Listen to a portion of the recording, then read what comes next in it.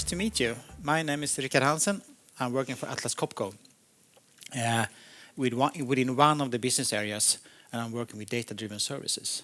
Do you know what Atlas Copco really do? No? I think there are many things people think about mining, maybe this power tool, compressor tools for you can see in the construction sites, but actually there are much more. And I will show you. So I need to just get you through some of these corporate slides. And I know we need to talk about maintenance here, but that's to give you the context of Atlas Copco, what we are really doing. I think it's also important for what I'm going to talk about a bit later on. So Atlas Copco is a big company. We have customers in 180 countries. We have 37,000 employees. So we are working well across the globe in many different areas. As you can see, it's also a very big company when it comes to revenue and profit.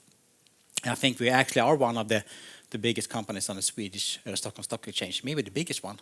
You know, Patrick? I think one of the biggest at least. Very close. Very close. So, as said, we are working very globally. And you can see from this picture that this is almost, you can say it's a third in North America, a third in Europe, and a third in Asia. And you know, in China, for instance, 25% of all the cars in the world are produced in China. And when we're talking about final assembly, it's for sure also an area where we need to be, even as a Swedish company. So we have customers in where a lot of industries, as you can see. But today, we will focus on the one in the middle. Sorry, the car industry. Now it's changed a bit. We'll focus on the car industry.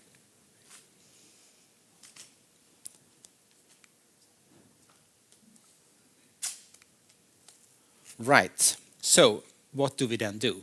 Yeah, we have 4 business areas. Actually, we're not doing mining anymore.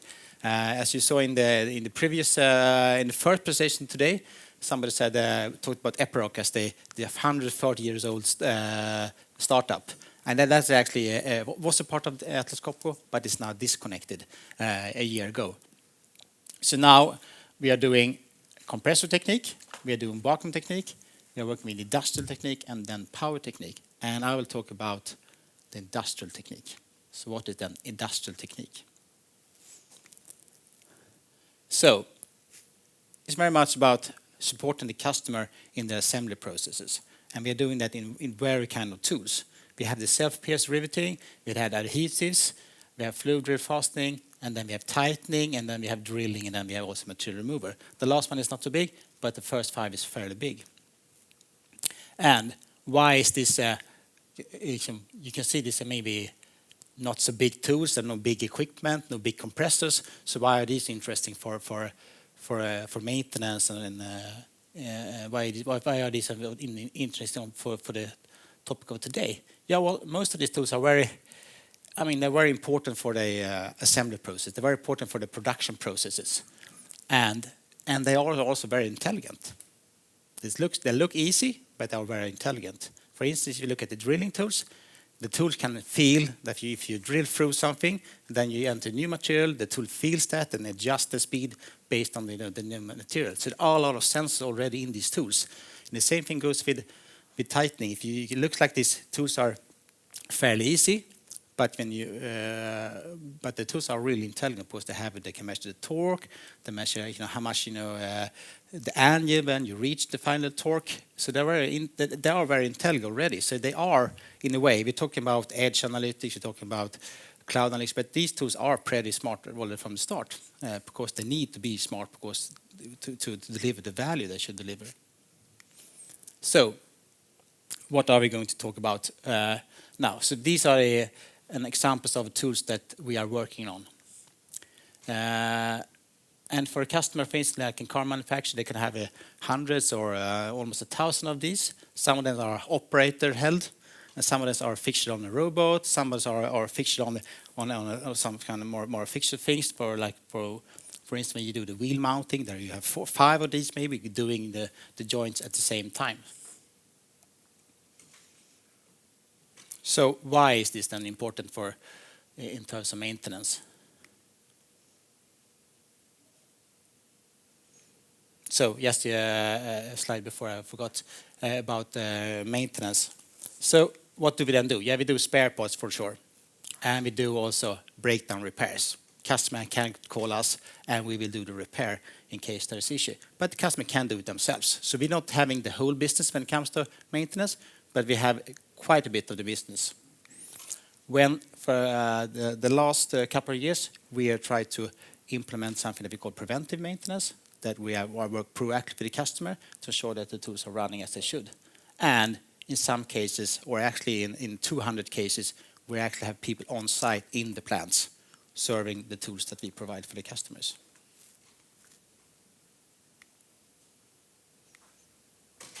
So, why then? Why is predictive maintenance important in this business?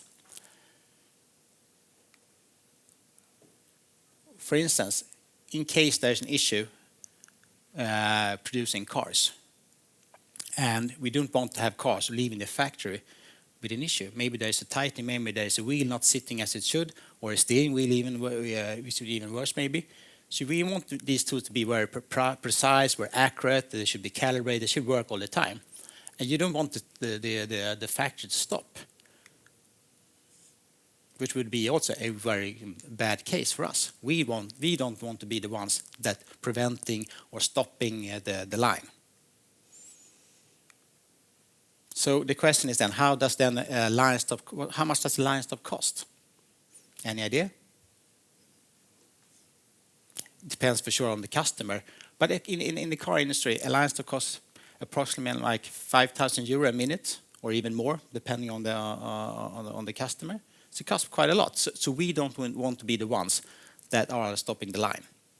And there's two ways you can do this. We can have reliable tools. I can also ensure that there is a backup tool available. So there's two ways of ensuring the uptime. But still, we need to provide uptime for the customers. And one way of providing the uptime for the customers is ensuring that they have the right tools and that we have a preventive maintenance, ensuring that tools is running as they should. So, but for us, even though the tools are pretty smart, they have a lot of logic inside, they're not made in the beginning for predictive maintenance. There are some sensors in for temperature, there's some sensors in for accelerometers, but they're not sampling data. They're saying, well, now the tool is hot, and we can for sure collect at the event, but we don't see anything that, going like a trend saying now it's time to take it off because otherwise it will fail. So we need to be smart to find other ways to discover that. So what kind of data sources do we have? Yeah, the good thing is there's been other drivers why we should collect data. I mean, the customer, when they produce the cars, there's been a driver that need to register, they need to log that they tightened the wheel in a good way. What was the torque when they tightened the wheel, for instance? So we have already a demand to register and store all the results from the tools. So that is a good start. And there's also another driver. The tools need to be accurate. So we also do accuracy tests, like calibration, ensuring that the tools are actually performing as they should. So their capability is also inside the factories. Sometimes we do it, sometimes the customer do it. And as I mentioned, we are not doing maintenance on all the tools, but we're doing for quite many of the tools. Sometimes we do it as a service. We come to the customer and do it there. We also have the opportunity to have the customer sending the tools to us. So we have a central workshop where we do it. And we also have what we call tool management centers that are inside the customer plants. And then the third data source that is relevant here, that we also can do long-term tests in our office in Nacka. But the challenge with us doing long-term tests is very hard to simulate exactly how the customer are using our tools. And it's not very hard also to have the volume of data that is necessary to do predictive maintenance. But it's good to have it to verify. If we have it free, based on the data that we collect, we can verify it with long-term test when we know what to look for. So, So this is an example of tool management center. So some cases we have almost 10 people on site at the customer site. Sometimes it's a bit less, but we have a lot of people out there on the customer site. So this is also a part of our platform, that we can also have people that can go and check the tools. So if it's data in combination, we actually have the resources to check, which is also a good platform for us.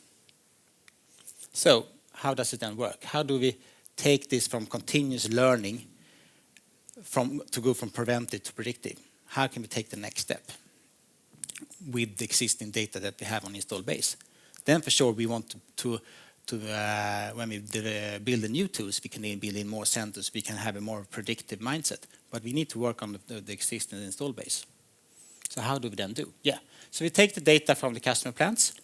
So we have the results from tools, we have the accuracy tests, we have the tool management centers, where we have the history of the maintenance, history of the repairs, what parts were changed, what kind of maintenance did we do.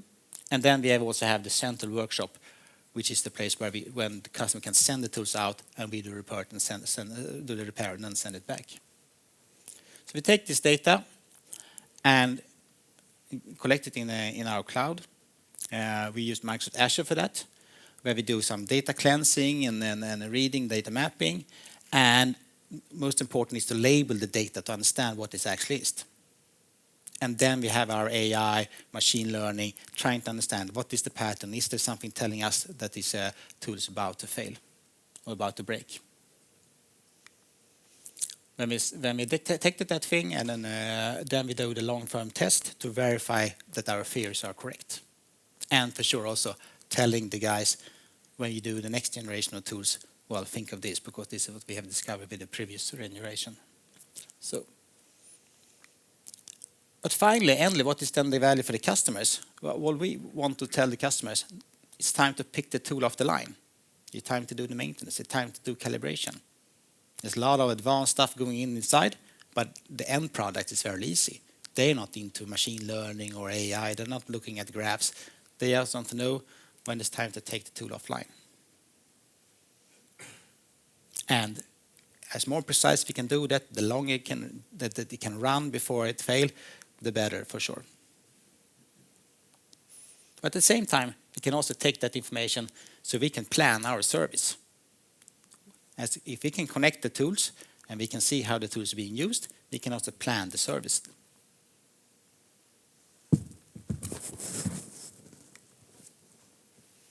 So that was the first challenge. How can we get the data, use the existing data that we have without maybe having the specific sensor required for predictive maintenance? But challenge 2 is the data is in the plant and the customer owns the data. So how do we get access to the data? What do we do? And I think this has been the biggest challenge. I think a lot of this is what we can do with the data, but without access to the data is very hard. So we need to do something to get access to the data. And the question is, why? Why should the customer give us access to the data? And clearly, for us, it's very simple. We need to provide the value for the customer. We need to provide them something, and then in return, we can get access to the data. And I think this has been a game changer for us. When we started to think about this, what can we deliver to the customer to make ourselves more efficient? And then things start rolling. So what do we then do? So we take all the data, and we have other areas, not only with regards to maintenance, that we can work on. We can also see other things happening on the line based on the data that we collect from tools. So we can produce notifications. So a team lead in the plant can get a notification on the mobile phone, go to the station and check what it is, and try to solve the problem as quick as possible. We can also tell the customer, if you give us the data, we will be able to optimize your maintenance process. We'll be able to tell you exactly when it's time to do the maintenance, not just on a schedule base, but because we can see how it's actually being used. And then, where we see also for the customer is the biggest value, we can optimize how they use the tools. Because these tools are programmed in a very precise way. Sometimes they do it good, sometimes they don't program as good as what is possible. So we can come up with a recommendation how they can improve their process. And we go with this to the customers. Say the customer, this is what we want like to give you. We think this could be something that you can really beneficial for you. And in turn, we can work on a smarter maintenance process. Then things start to go easier. So, security for sure and connectivity are really critical for our success. So we need also to provide a good way of how we connect the customers. How do we get the data out? And we can get much into details here, but it's very important to say how it's actually being done. So we say we send data out. We only get the data that is essential for us, so we can filter out things that are sensitive, and we also store data for the time that we need it. So we have a purpose for the data, and we use it for that, and then we don't store the data if we don't need it anymore. So I think that's really important to be clear why we get the data and what do we use with the data, what kind of purpose do we have with the data. And then we get out and then we have it in our Microsoft Azure hub, and we can work with the data. Another advantage is also these people at the plant, they can also actually monitor what is happening in the plant, actually being outside the plant, which is also a benefit for the customer with the cloud solutions. So, challenge number 3. So the value is uptime at a lower cost. Maybe not predictive maintenance. I mean, that is very good for sure for us in order to have a smart utilization of our service people. But for the customer, it's uptime. And maybe there are more things we can do that is not exactly related to predictive maintenance. And we think it is. Just by seeing how much the tool is being used, just seeing the pace of how the tools are being used, we can also estimate when it's time to do the maintenance. These tools are on the line. We can see they're used with a certain frequency, but we can also see if it's used in a heavy way or is it used in a more gentle way. And we can see if they're used very close to the max specification of the tools, or is it used a bit quite far from the max specifications. And we can adjust the service interval based on this. And this is what we mean with optimized maintenance. Some say conditions-based, but we say it's more about optimized preventive maintenance. And for sure, here we can also get smarter over time when we combine this data with the actual service repair data. So we see it like this. For sure, we're entering a world of things are being more and more predictive, but this usage-based will also be a big part of it. Today, a lot of things are preventive still. There's a predefined schedule. We work with the customers. We sit down with the customer in the beginning, interviewing the customer. Okay, how much will you use it? What kind of application do you have? How often? What is the frequency of your plant? And then we sit down and build a schedule. So that is very much how it's been in the past. But now we can also actually see the data, we can estimate it, and if there's any adjustments in the plant, we will also recognize this in the data, so we can have a best estimate. But then for sure, predictive will grow, and we must be honest here, we are in an early phase here. But the potential is definitely there. Then the question is, can it be 100% predictive? Hard to say. We don't think it can be 100% predictive. There should be some kind of preventive, some things that it might not be so easy to use predictive analytics for. But who knows? Who knows? So what are we then looking at? What do we want to predict? We have gears. These tools are running at a high pace. If you look at the car plant, there could be, I think, like 1,000 cars, or maybe up to 2,000 cars leaving a plant every day. And there are thousands of joints in the car, so you can imagine how often these tools are running. It's very, very often. So one thing that is very common that will break over time is the gears. And now we actually have strong theories that we actually have verified, so now we can actually detect when the gears are about to fail. We can see when it starts to wear, and we can tell the customer, now it's time to take the tool off the line because the gears are getting worn. Next thing, so that is that implementation is ongoing into production. Then we look at motors. We have good theories, and we are verifying them, but we are in a mid phase, I would say, so they're not in production. We're also looking at batteries. We can identify a bad charging strategy, and we can also, for sure, the easy way just to count the number of times you can use the battery before you need to recharge it. But quite simple logic, but still a good value for the customer. If you can tell the customer, now it's time, this battery is getting worse, maybe it's time to buy a new battery, so you don't need to charge it as often.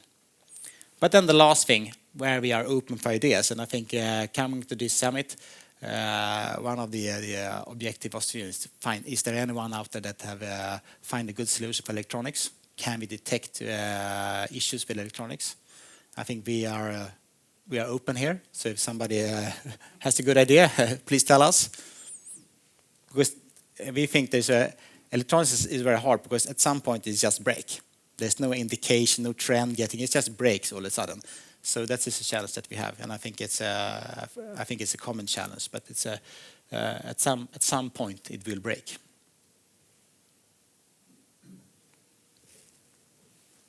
So, summary.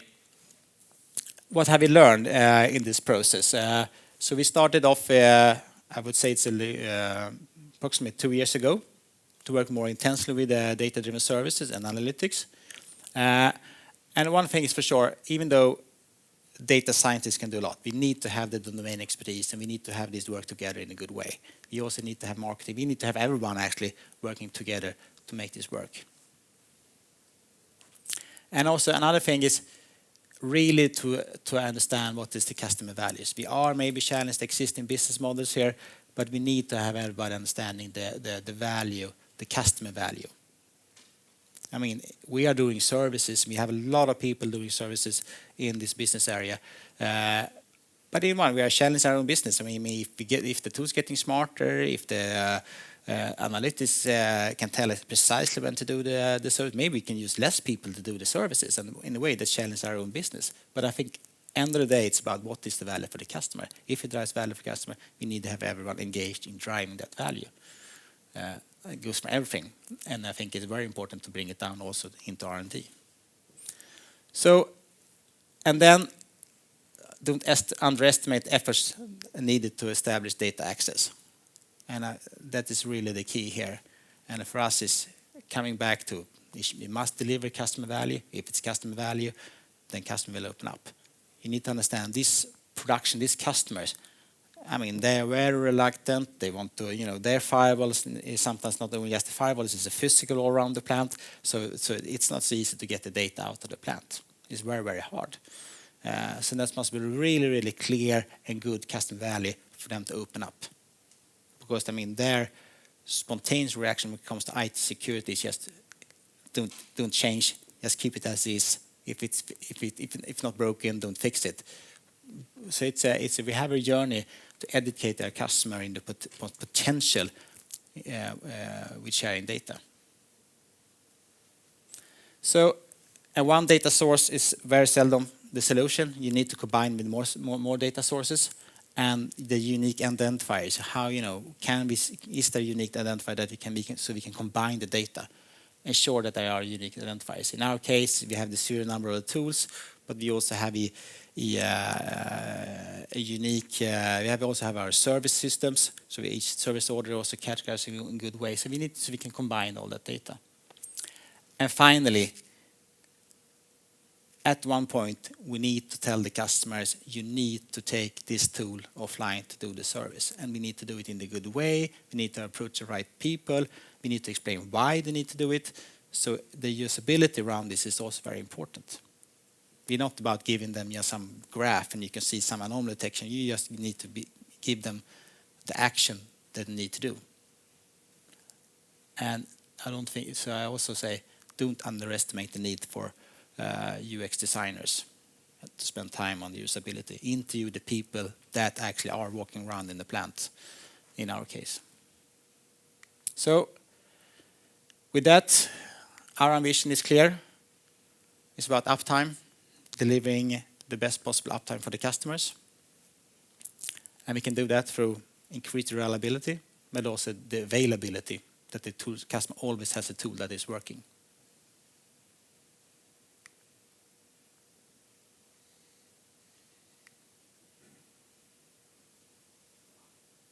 Yeah, that's the goal.